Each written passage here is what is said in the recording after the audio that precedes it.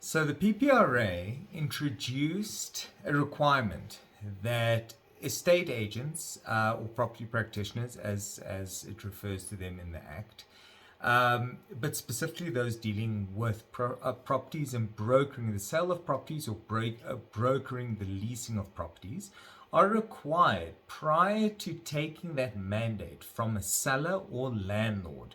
They are required to have the landlord or the seller sign a document called a mandatory disclosure form that basically stipulates or discloses any issues with the property, so that as they market this property either for sale or leasing, they are able to inform the purchaser or tenant accordingly. So this is to protect the rights of the consumer in the form of a purchaser or tenant, but this does not apply retrospectively.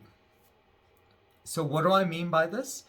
Basically, when the Act came into play, it acknowledged the fact that obviously estate agents have been doing this for a really long time, and if they received a mandate from a landlord prior to the promulgation of the PPRA, there's absolutely no way that they would have been able to ask for the landlord to sign a mandatory disclosure form.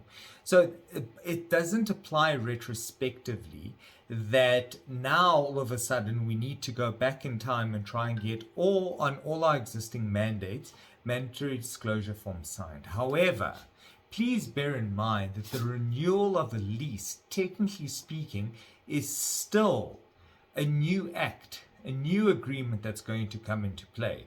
So if you are renewing the lease on behalf of a landlord, in that instance, you would have to get the mandatory disclosure form signed by the landlord. There's no excuse for you not to. If he had signed one previously, as an example, and he wouldn't know anything more about the property, then it would just be a repetition of this.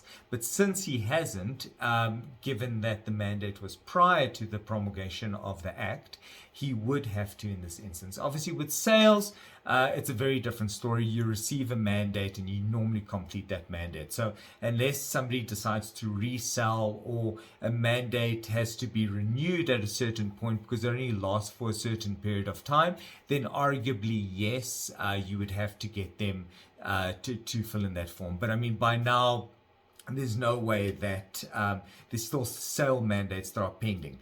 They would either be new or not new, but again, they don't apply retrospectively. So yeah, thank you, Bruno, once again.